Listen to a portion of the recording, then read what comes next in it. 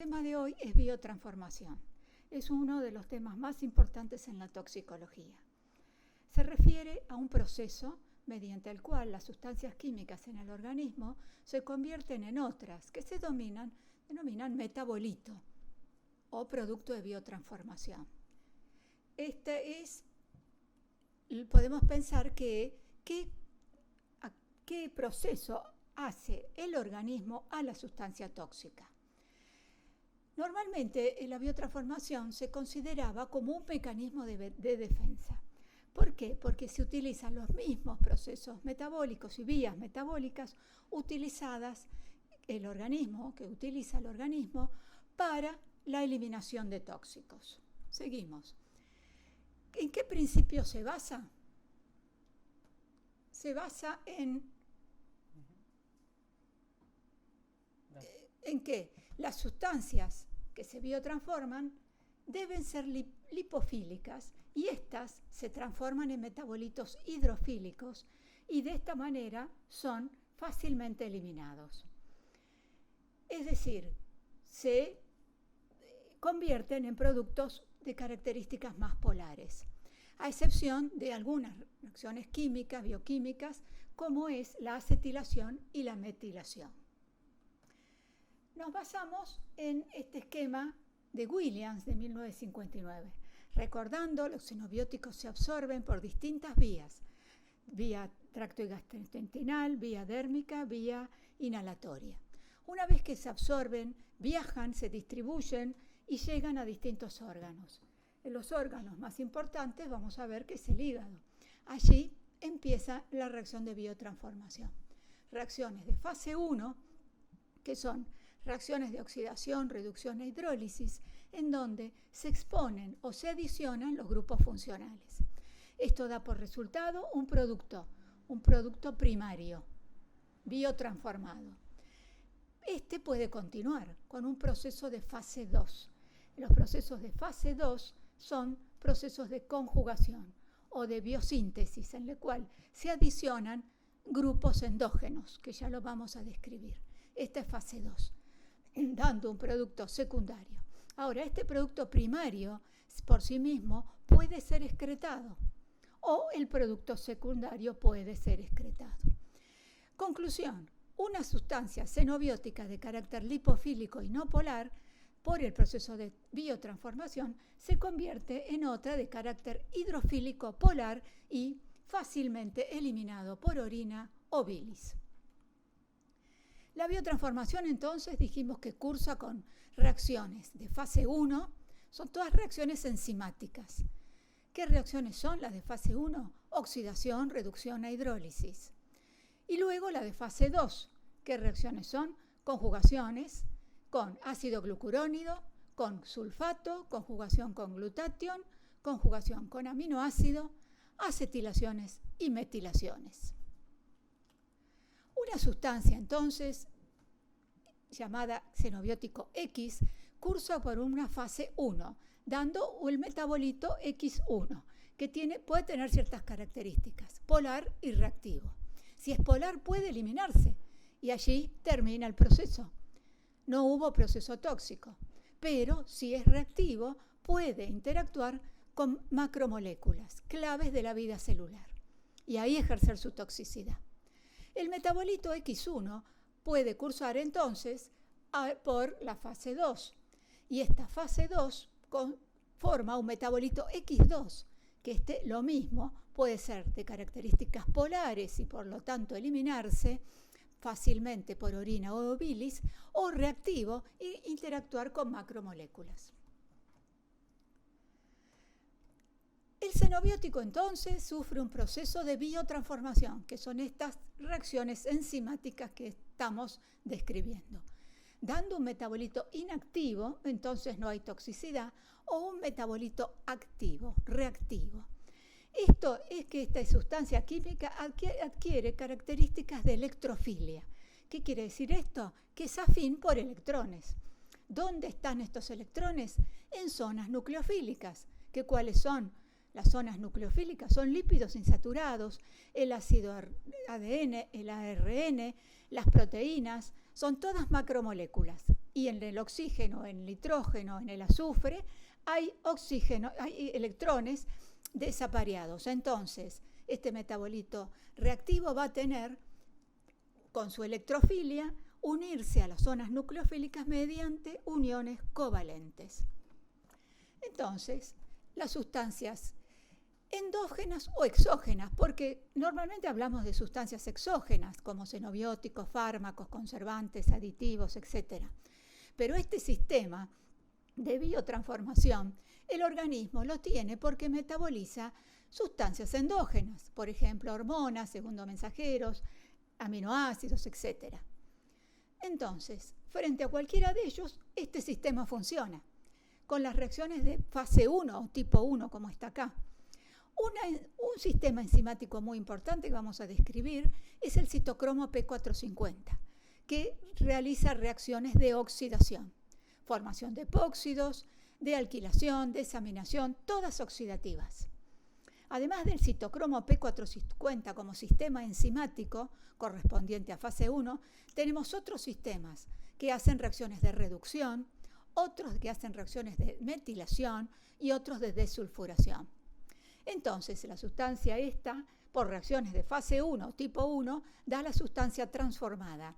Estos son metabolitos polares activos, que luego cursan con reacciones de fase 2 o tipo 2, como las que son de adición y forman, por ejemplo, reacciones con glucurónido, que son de glucuronización, esterificación, aminación. Estos son los productos conjugados que se excretan mucho más polares. Se le han incorporado grupos polares y de esa manera fácilmente excretable por orina. En cambio, los metabolitos no polares, que son inactivos, estos no van a ser biotransformados de esta manera y probablemente ejerzan toxicidad. Entonces, podemos pensar que este metabolismo es una detoxicación o detoxificación. Bueno, podría ser, pero no necesariamente es eso. En general, el sistema existe, dijimos, para desintoxicarnos de metabolitos endógenos. Algunos xenobióticos disminuyen la toxicidad, pero otros aumenta. Y eso es lo que vamos a estudiar. Los casos en los cuales el proceso de metabolización produce un aumento en la toxicidad de las sustancias. La biotransformación, entonces, fase 1, entonces dijimos que son sustancias, reacciones que modifican a la sustancia química mediante la adición de un grupo funcional. Claramente vemos en esta reacción que el benceno, por un proceso de fase 1, que es una oxidación, se transforma en el fenol. Y luego, por reacción de fase 2, se conjuga con sulfato y forma el fenilsulfato. Entonces, el resultado de ambas biotransformaciones, de ese xenobiótico, da una molécula más grande, con más grupos polares y fácilmente eliminado por orina. Ahí tenemos dos ejemplos de fase 1 y fase 2 en forma concomitante, una detrás de la otra. ¿Dónde ocurre la biotransformación? Bueno, órganos en los cuales ocurre. Fundamentalmente, el órgano que mayor capacidad tiene de biotransformar es el hígado. En menor proporción, el riñón, el pulmón y el intestino. Y otros de mucha menos capacidad, como por ejemplo el tejido epitelial, menor proporción. Acá, la siguiente, tenemos las enzimas que están involucradas en la biotransformación de xenobióticos. En azul están marcadas todas las enzimas que corresponden a fase 1, oxidaciones, reducciones e hidrólisis. Y ahí tenemos distintas enzimas y su ubicación subcelular. Tenemos carboxiestarasa, por ejemplo, en los microsomas, en el citosol. Tenemos epóxido hidrolasa en los microsomas, en el citosol.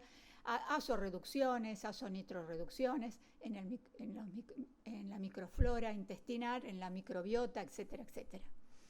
Y las que están en color verde corresponden a las conjugaciones y también su ubicación subcelular. La glucuronidrotransferasa, que transfiere grupos glucurónidos y se encuentra en los microsomas. Recordemos que los microsomas son unas tipo de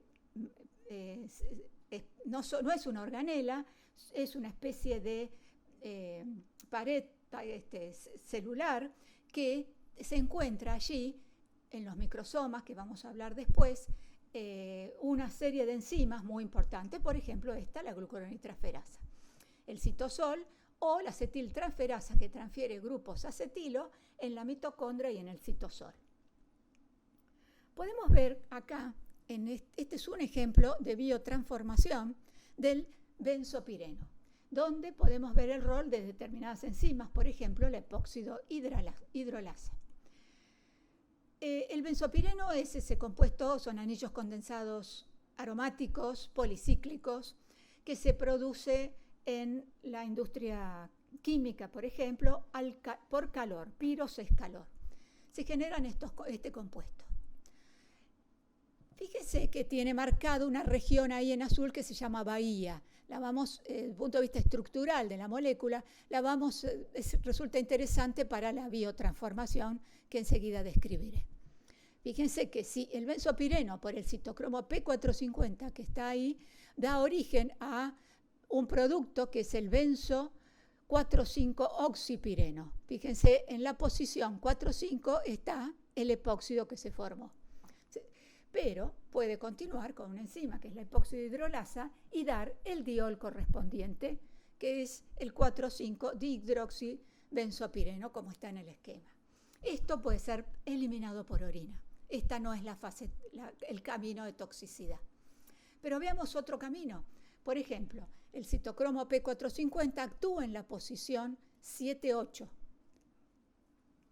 Bueno, en esa posición 7,8 óxido, da un epóxido, benzopireno, luego puede actuar la epóxido hidrolasa dando el diol correspondiente, y fíjense que puede seguir el camino del catecol y la ortoquinona, o puede ir a el producto de la derecha, que actúa el P450 y la epóxido hidrolasa, que la epóxido hidrolasa, este epóxido no lo puede hidrolizar, no puede formar el diol correspondiente, precisamente por esa región bahía que comentaba antes, que por razones estéricas la enzima no puede hidrolizar en esa posición.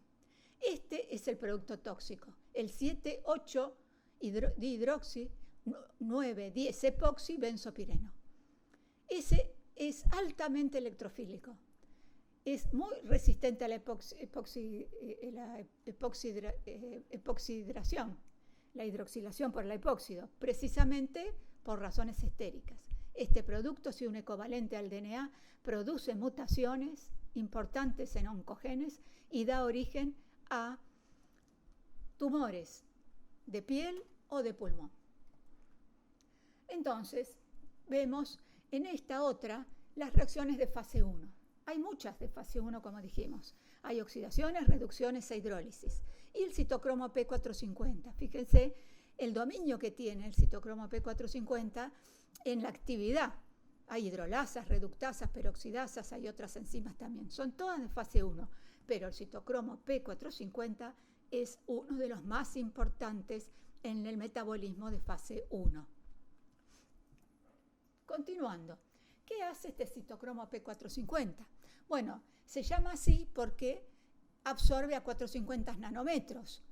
Es una hemoproteína que tiene hierro 2. ¿Qué hace? Si vemos en esta, se llama también oxidasa de función mixta.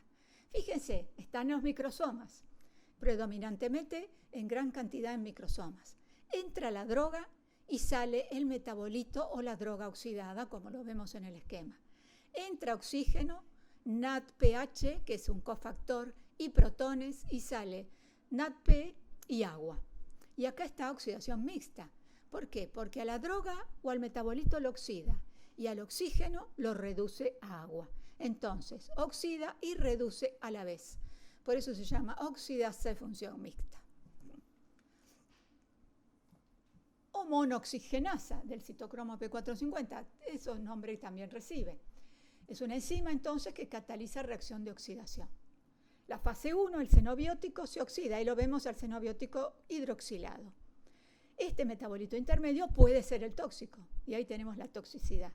O puede continuar en fase 2, dando el metabolito entonces conjugado con alguno de las sustancias que se le van a adicionar, como glucurónido, sulfato, glutatión, aminoácidos, etc.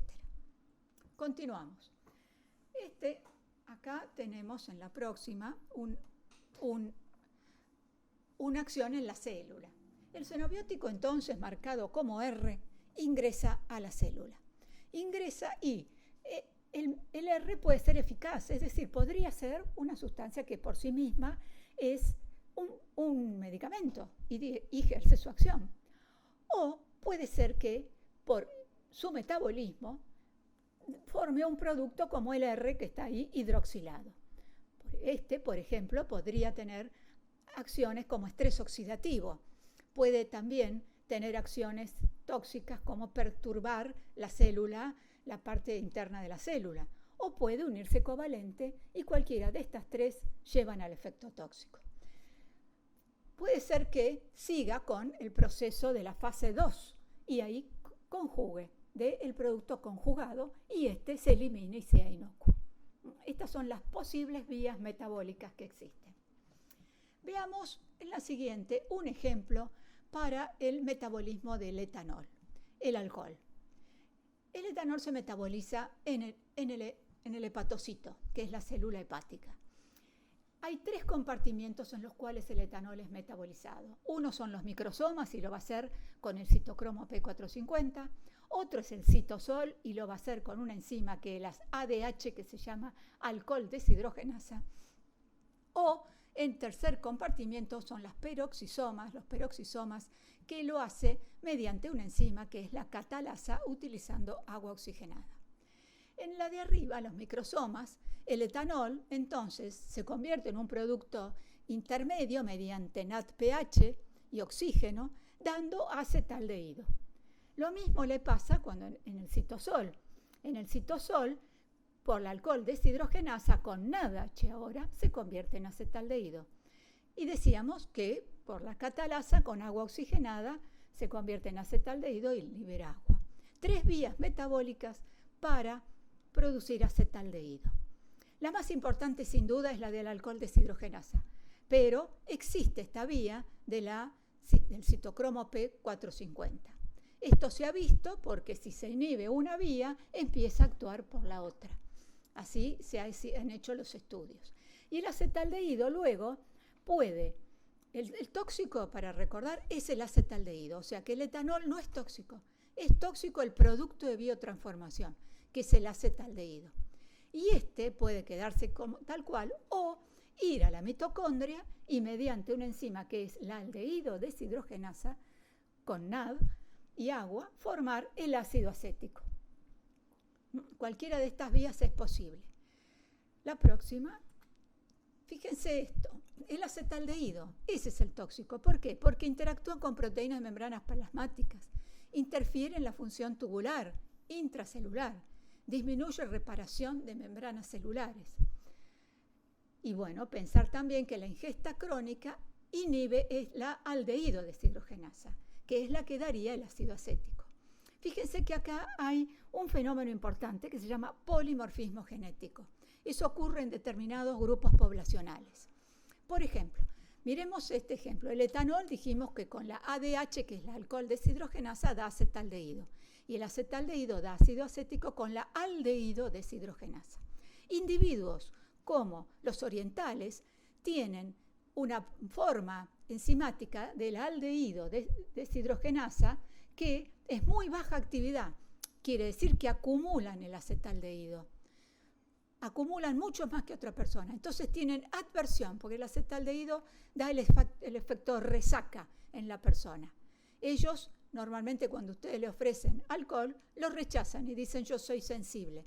Precisamente tiene que ver con esta variabilidad genética en la actividad enzimática. Esto es un ejemplo de polimorfismo genético. Las conjugaciones. Las conjugaciones son, habíamos dicho, reacciones de fase 2, en lo cual hay reacciones de transferencia. Se transfieren grupos glucurónidos, que tienen muchos grupos oxidrilos y un ácido carboxilo. Muy importante, la glucuronización es más importante en el retículo endoplasmático. Hay otras reacciones, hay sulfataciones, que es de menor capacidad y agotan los cofactores. La próxima. Este es un ejemplo de carcinógenos, de cómo la actividad enzimática lleva a que productos que consumimos en la dieta puedan derivar en productos tóxicos y en particular carcinogénicos. Veamos un ejemplo, la aflatoxina. La aflatoxina es una estructura química derivado de hongos, el Aspergillus flavus, un hongo que se encuentra en productos de alimentos, por ejemplo, en cereales de consumo masivo, en el maní, puede ser básicamente en cereales como el maní, más importante. Otros, pero ese es el más importante. A través de la biotransformación podemos tener, fíjense que para el lado derecho tenemos reacciones que van a conducir a un producto tóxico. Si la aflatoxina, tenemos ahí grupos pirrol, la aflatoxina en ese grupo forma el epóxido correspondiente y vemos para el lado derecho la aflatoxina B189 epóxido.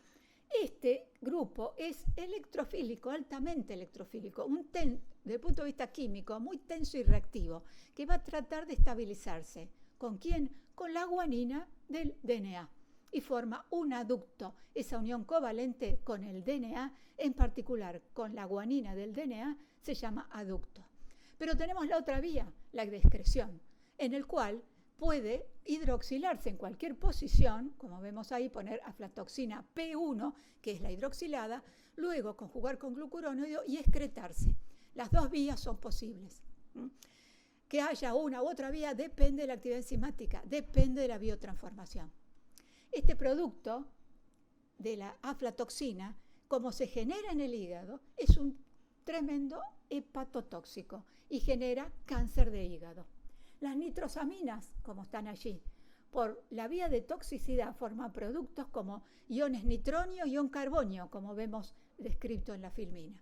Este ion carbonio se une también con la guanina del DNA, formando un producto tóxico. Las nitrosaminas son carcinogénicas, producen cáncer, particularmente cáncer de estómago. Las nitrosaminas están en los productos curados de la carne, por ejemplo, los que llevan nitrito y nitrato, carnes curadas, salamines, chorizos, etc.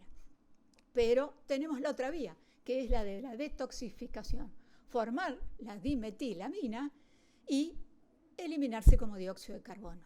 Otro, el benzopireno, como lo explicábamos recién, tenemos la vía de toxicidad a través de este epóxido y luego la unión a la guanina, formando entonces el producto tóxico con un aducto o la conjugación con glucurónido, y que es la vía de excreción no tóxica. Tenemos otro compuesto como estos imidazo quinolina, que también están en alimentos, pirrolizados, que se pueden también formar ion nitronio y formar aductos con la guanina del DNA o excretarse como sulfato. Las dos vías siempre están presentes. Depende de la actividad enzimática de cada individuo. Bueno, ¿qué factores afectan a la biotransformación? La edad. Bueno, por supuesto, la biotransformación es mucho más reducido en ancianos que en niños.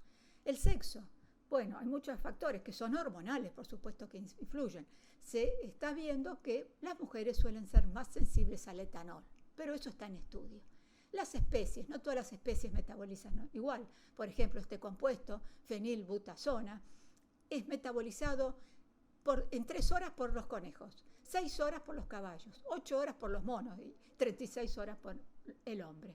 Es decir, presenta una biotransformación, velocidad diferente.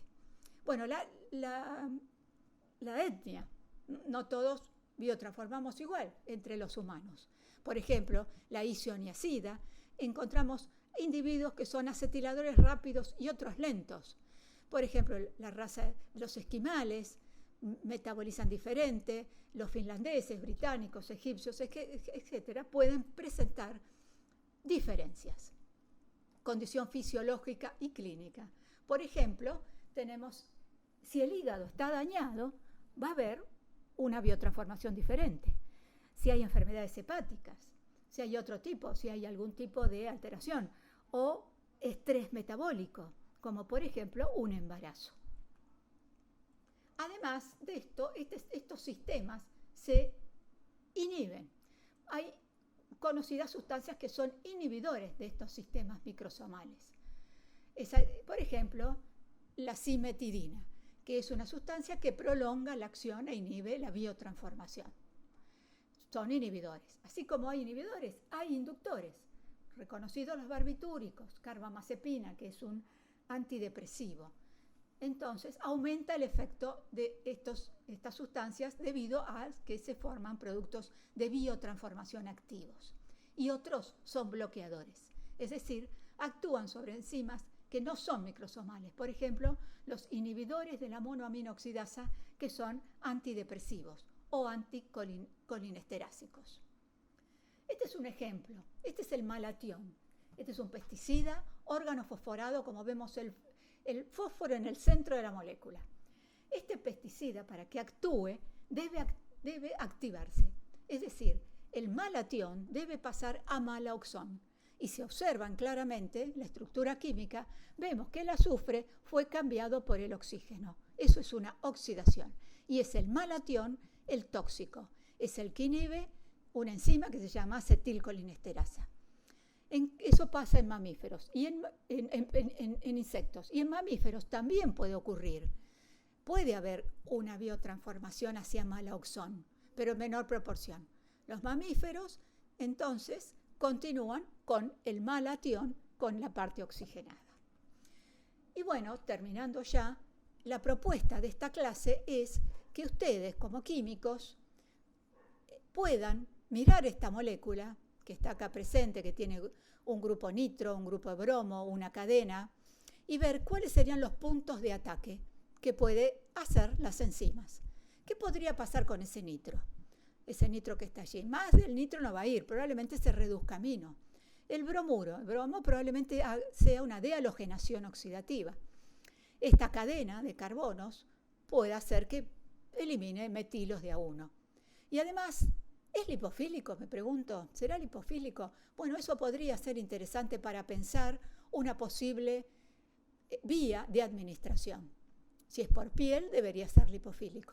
Y así con esta otra molécula, donde tenemos un sulfuro de metilo arriba, que podría haber una desulfuración oxidativa, un epóxido en este grupo con el oxígeno, formar el epóxido correspondiente, después la epóxido-hidrolasa, después que siga fase 2 glucuronizando, etc. La idea es que ustedes propongan rutas metabólicas y consideren las propiedades físicas y químicas de las sustancias para poder pensar de alguna manera el riesgo que pueda tener en personas expuestas.